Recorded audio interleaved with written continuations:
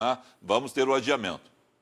Exatamente. A gente já falou aqui outras vezes que haveria uma necessidade desse adiamento, até para que o eleitor se sentisse mais seguro quando fosse às urnas. E sempre o ministro Barroso falou o adiamento, o mínimo possível de prazo, para não falar em prorrogação de mandatos, né? Então, me parece que o consenso é esse: 15 de novembro, o primeiro turno, mais 14 dias, vai dar 29 de novembro, o segundo turno. Mas também, como nós falamos aqui, isso tem que ter aprovação do Congresso Nacional.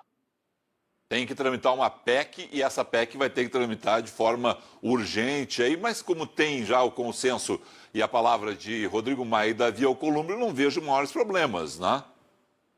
Realmente, a PEC são 2 votações em cada casa, e o quórum de 3/5 em cada casa, então tem um número cabalístico aí, mas se há esse consenso, ainda que um ou outro vote contra, não vai ter dificuldades. Isso é a garantia do presidente da Câmara, Rodrigo Maia, e do presidente do Senado, Davi Alcolumbre. Então, devemos ficar nessas datas mesmo. O que é preciso para que a sociedade se prepare é definição de data, porque a gente não sabe, vai ter eleição em outubro, não vai ter eleição em outubro, vai ser em novembro. A gente precisa que essas datas sejam definidas, até para que os eleitores, a sociedade, além de pensar nos problemas, né, da pandemia, também possam pensar nas soluções das próximas eleições. Andressa? E, além disso, também tem as medidas que vão ser tomadas, assim que for definida a data, os protocolos e as medidas de segurança serem tomadas a partir desse momento. Então, desde cuidados com segurança, higiene, fala-se até em abrir mão da biometria, não é isso, doutor? Exatamente. Aí o TSE tem condição de adequar o calendário eleitoral, que já está em andamento, filiação partidária já foi, prazos de desincompatibilização muitos já foram, para quem quer ser candidato, e aí o TSE tem condição de, uma vez definidas as datas, trabalhar para pensar na segurança. Você mencionou, inclusive, a possibilidade de não se utilizar a biometria, a identificação digital, para não ter esse contato físico, né? Se bem que na urna eletrônica a gente vai ter que digitar os números, então isso vai ter que ter álcool gel para limpar, tomar cuidado com o teclado, para não danificar o teclado, mas pelo menos depois que o eleitor digitar os números, ele tem que limpar a mão para não contaminar e não levar essa contaminação para casa. E outras soluções, uma delas é prorrogar o prazo, a duração da votação. Em vez de fazer das 8 às 5, como é normalmente, talvez fazer das 7 da manhã às 8 da noite, quer dizer, esticar, prolongar o prazo, para que haja uma menor exposição dos eleitores, menos filas, talvez até separar o horário por grupo de risco e assim por diante. E aí, a partir da definição das datas, o TSE tem condição de fazer tudo isso, Andressa. Agora, doutor, eu fico imaginando vocês, advogados, com uma questão que todo ano eleitoral tem problema: convenção partidária.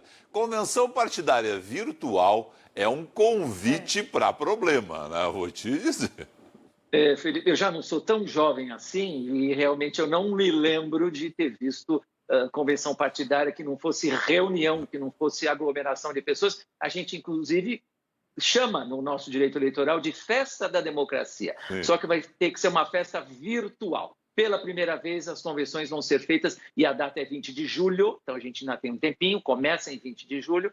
Essas convenções vão ter que ser realizadas de forma virtual, de forma remota.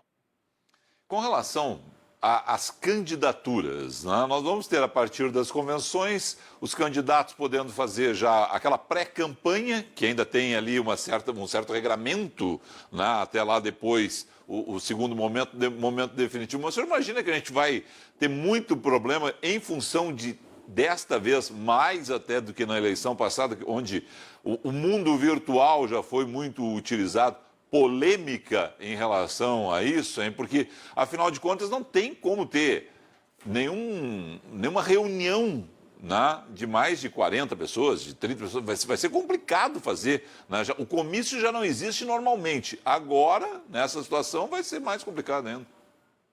Com certeza você tem razão. Agora, principalmente quando a gente fala de eleições municipais, quando normalmente os candidatos visitam fisicamente as pessoas, vão nas casas das pessoas pedir o voto olhando no olho, pedir o voto fazendo promessas lícitas, honestas, né? Assim deveria ser sempre. Agora isso vai acontecer de forma muito mais remota, muito mais virtual. Então eu acho que as questões jurídicas da propaganda virtual vão crescer, vão aumentar nessa eleição. o abuso, fake news, não é? A forma de fazer a propaganda, que vai ser praticamente pela internet, virtualmente, vai fazer aumentar o número de problemas. Agora, a pré-campanha, como você mencionou, Felipe, já está em pleno andamento, né?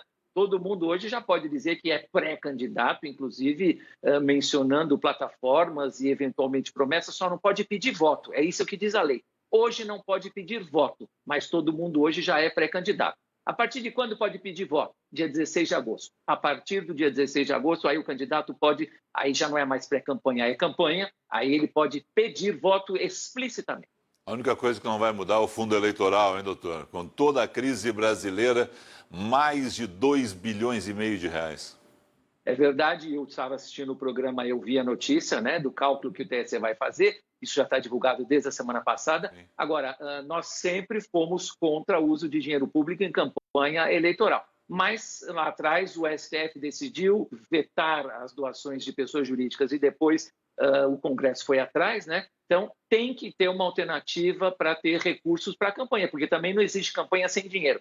Então vamos fazer campanha com recursos próprios? Tudo bem, vamos mudar a lei. Eu acho perfeitamente válido. Agora, enquanto a regra é essa, de ter o fundo eleitoral, a gente tem que usar isso. Em algum momento falou-se em alocar esses recursos para combate à pandemia, mas e aí como é que faz? Não tem eleição e a gente precisa, além do combate à pandemia, a gente precisa de democracia e ainda mais nesse momento que os órgãos e os poderes estão tão fragilizados, né? Tá certo, doutor. Obrigada. Então, o que a gente pode definir, por enquanto, é só que em outubro ou em novembro vai ser uma eleição diferente, né?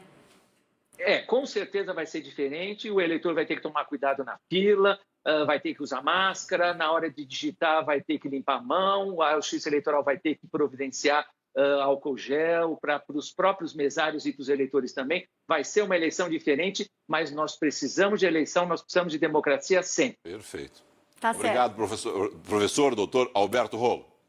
Boa noite, muito obrigado. Obrigada. A gente vai para um rápido intervalo agora. Chamando o quê, Felipe? A previsão do tempo completa com Andressa Guaraná em instantes.